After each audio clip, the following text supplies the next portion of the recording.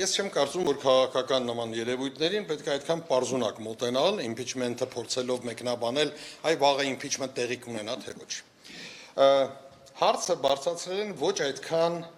պրիմիտիվ մարդիկ ազգային ժողովում։ Երկու հոգիներ, որոնք եղել են նախաձեռնող, իմ կարծիքով միշտ զարմացրել են իրենց մտքի ճկունությամբ, հետաքրքիր շարժառիթներով եւ այլն։ Եթե չնայած երևի հրապարակային չարժը դրա մասին ասել, բայց երևի այնուամենայնիվ ասեմ, քանի հարցը հնչեց, իմ կարծիքով, քանի որ impeachment-ը ենթադրում է նաև վարչապետի միասնական թեկնածուի հարցի վերաբերյալ ընդհանուր մոտեցման ձևավորում,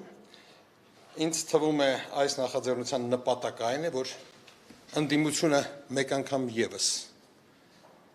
փորձի միավորի իր ջանքերը եւ այս պահին քննարկի այդքան կարևոր հարց, ով կարող է լինել